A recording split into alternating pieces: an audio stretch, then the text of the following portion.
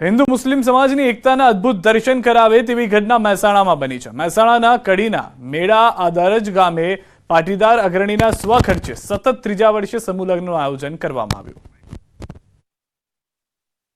આ કુલ 28 દીકરીઓ છે સર્વજ્ઞાતિ સમૂહ લગ્ન કે જે આજની તારીખમાં મોંઘવારીના દિવસોમાં ગરીબનો મધ્યમ વર્ગના જે લોકો રહેલા હોય છે જેને લગ્ન વખતે મોટા બધા અઢળક ખર્ચા હોય છે એના બચાવ પેટે આ સમૂહ લગ્નનું મેળા આદરજ ગામે અહીં આયોજન સરસ મજાનું કરવામાં આવેલું છે।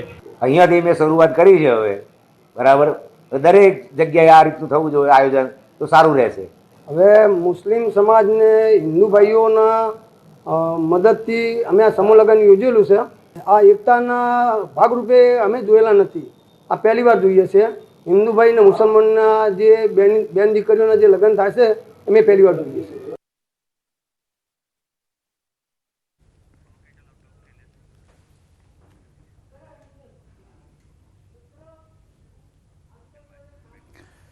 અને હવે અંતમાં નજર કરીએ ટોપ 3 ખબરો પર। જેની ઉંમરનું ફોર્મ મંજૂર રાખવામાં આવ્યું, સોગંદનામા મુદ્દે ભાજપે ઉઠાવ્યો હતો વાંધો। આજે બોટાદ ગઢડા ગોપીનાથજી ટેમ્પલ બોર્ડની ચૂંટણી યોજાઈ, આચાર્ય અને દેવ પક્ષ વચ્ચે ચૂંટણી જંગ। 6 બેઠક પર 12 ઉમેદવારોનું ભાવિ સીલ। રાજ્યમાં 3 દિવસ તાપમાન રહેશે યથાવત। 3 દિવસ બાદ 2 થી 3 ડિગ્રી તાપમાનમાં વધારાની હવામાન વિભાગની આગાહી। દરિયાકાંઠે અનુભવાશે અકળામણ।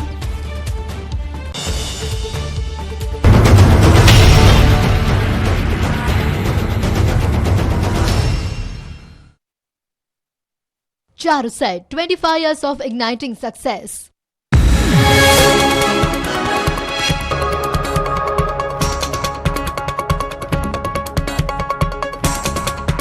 Charuset, 25 years of igniting success. Amazon મામલે સુનાવણી હાથ ધરાઈ। બપોર બાદ ભાજપ અને કોંગ્રેસના ઠેકેદારો લીગલ ટીમ પહોંચી હતી। 1 કલાકની દલીલો બાદ પણ સોગંદનામાનું કોકડું ગૂંચવાયું જ રહ્યું। હવે આવતીકાલે 10 વાગે ફરી ચૂંટણી અધિકારી સુનાવણી કરશે।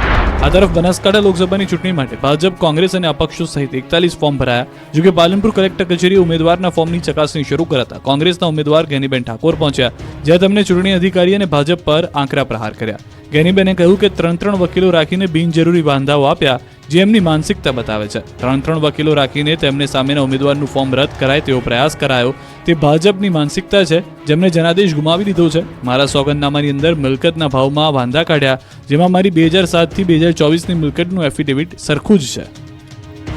પંચમહાલ બેઠક માટે ઉમેદવારોએ જમા કરાવેલ ફોર્મની ચકાસણી કરાઈ। ગોધરા ખાતે મુખ્ય ચૂંટણી અધિકારી સમક્ષ યોજાયેલી આ ચકાસણીમાં ભાજપના ઉમેદવારના પ્રતિનિધિએ કોંગ્રેસના ઉમેદવારના નામાંકન પત્રમાં ક્ષતિ હોવાનું જણાવી રદ કરવા રજૂઆત કરી હતી। જોકે જિલ્લા ચૂંટણી અધિકારીની ચકાસણીના અંતે ઉમેદવારી પત્ર મંજૂર કરાયું। આ તરફ ખેડામાં ભાજપ કોંગ્રેસના ઉમેદવારોના પ્રતિનિધિઓની હાજરીમાં ઉમેદવારી પત્રોની ચકાસણી શરૂ કરાઈ। અપક્ષ ઉમેદવારો પણ ફોર્મ ચકાસણી માટે પહોંચ્યા।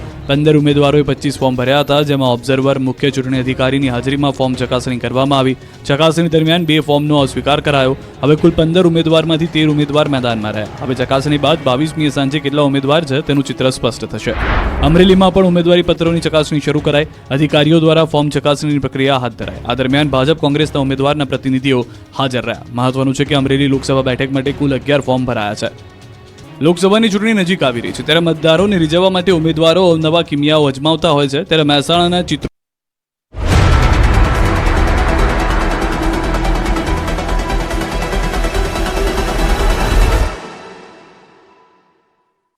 વસંત મસાલા। અમરેલીના આંબરડી રેવન્યુ વિસ્તારમાં ભીષણ આગ, સ્થાનિકો ખેડૂતોએ આગ પર કાબુ મેળવવા કર્યો પ્રયાસ। વન વિભાગની ટીમ પણ ઘટના સ્થળે પહોંચી।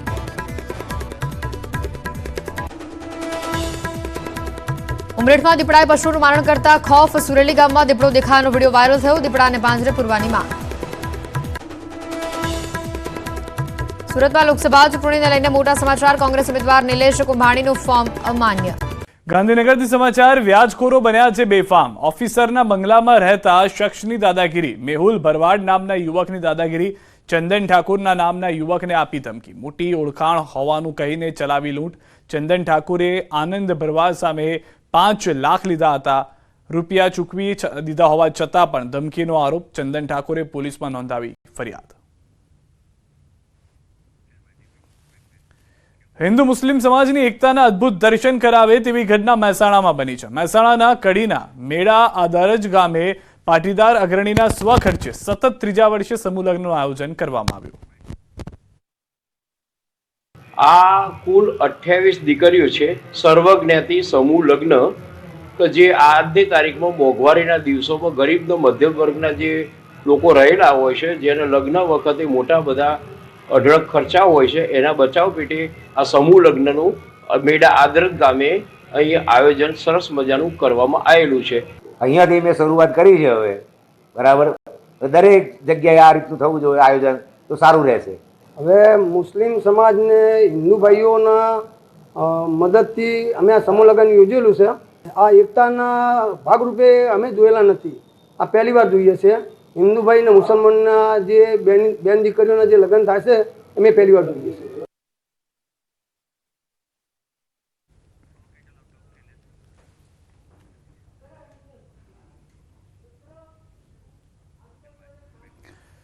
અને હવે અંતમાં નજર કરીએ ટોપ 3 ખબરો પર.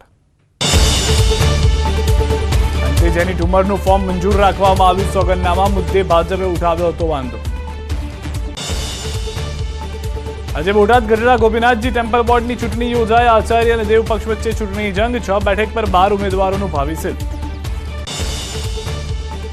રાજ્યમાં 3 દિવસ તાપમાન રહેશે યથાવત. 3 દિવસ બાદ 2 થી 3 ડિગ્રી તાપમાનમાં વધારાની હવામાન વિભાગની આગાહી. દરિયાકાંઠે અનુભવાશે અકળામણ.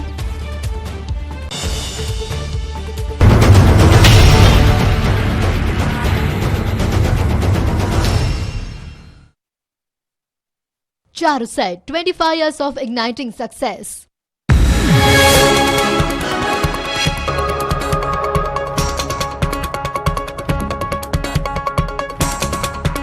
Charuset, 25 years of igniting success. Amazon મામલે સુનાવણી હાથ ધરાઈ. બપોર બાદ ભાજપ અને કોંગ્રેસના ઠેકેદારો લીગલ ટીમ પહોંચી હતી.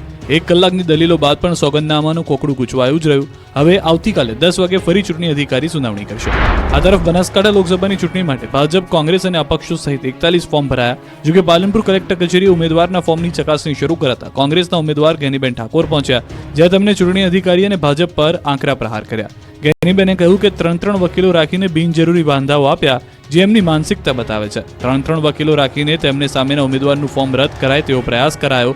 તે ભાજપની માનસિકતા છે, જેમને જનાદેશ ગુમાવી દીધો છે. મારા સોગંદનામાની અંદર મિલકતના ભાવમાં વાંધા કાઢ્યા, જેમાં મારી 2007 થી 2024ની મિલકતનું એફિડેવિટ સરખું જ છે. પંચમહાલ બેઠક માટે ઉમેદવારોએ જમા કરાવેલ ફોર્મની ચકાસણી કરાઈ. ગોધરા ખાતે મુખ્ય ચૂંટણી અધિકારી સમક્ષ યોજાયેલી આ ચકાસણીમાં ભાજપના ઉમેદવારના પ્રતિનિધિએ કોંગ્રેસના ઉમેદવારના નામાંકન પત્રમાં ક્ષતિ હોવાનું જણાવી રદ કરવા રજૂઆત કરી હતી. જોકે જિલ્લા ચૂંટણી અધિકારીની ચકાસણીના અંતે ઉમેદવારી પત્ર મંજૂર કરાયું. આ તરફ ખેડામાં ભાજપ કોંગ્રેસના ઉમેદવારોના પ્રતિનિધિઓની હાજરીમાં ઉમેદવારી પત્રોની ચકાસણી શરૂ કરાઈ. અપક્ષ ઉમેદવારો પણ ફોર્મ ચકાસણી માટે પહોંચ્યા. 15 ઉમેદવારોએ 25 ફોર્મ ભર્યા હતા, જેમાં ઓબ્ઝર્વર, મુખ્ય ચૂંટણી અધિકારીની હાજરીમાં ફોર્મ ચકાસણી કરવામાં આવી. ચકાસણી દરમિયાન 2 ફોર્મનો અસ્વીકાર કરાયો. હવે કુલ 15 ઉમેદવારમાંથી 13 ઉમેદવાર મેદાનમાં રહ્યા. હવે ચકાસણી બાદ 22મીએ સાંજે કેટલા ઉમેદવાર છે તેનું ચિત્ર સ્પષ્ટ થશે. અમરેલીમાં પણ ઉમેદવારી પત્રોની ચકાસણી શરૂ કરાઈ. અધિકારીઓ દ્વારા ફોર્મ ચકાસણીની પ્રક્રિયા હાથ ધરાઈ. આ દરમિયાન ભાજપ, કોંગ્રેસના ઉમેદવારના પ્રતિનિધિઓ હાજર રહ્યા. મહત્વનું છે કે અમરેલી લોકસભા બેઠક માટે કુલ 11 ફોર્મ ભરાયા છે. લોકસભાની ચૂંટણી નજીક આવી રહી છે, ત્યારે મતદારોને રીઝવવા માટે ઉમેદવારો અવનવા કિમિયાઓ અજમાવતા હોય છે. ત્યારે મહેસાણાના ચિત્રો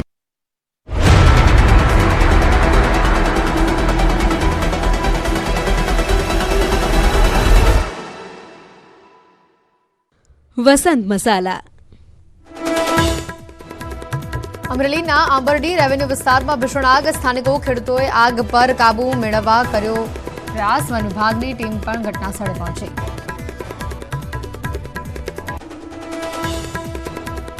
ઉમરેઠમાં દીપડાએ પશુનું મારણ કરતા ખોફ. સુરેલી ગામમાં દીપડો દેખાવાનો વિડીયો વાયરલ થયો. દીપડાને પાંજરે પૂરવાની માંગ. સુરતમાં લોકસભા ચૂંટણીને લઈને મોટા સમાચાર. કોંગ્રેસ ઉમેદવાર નિલેશ કુંભાણીનું ફોર્મ અમાન્ય.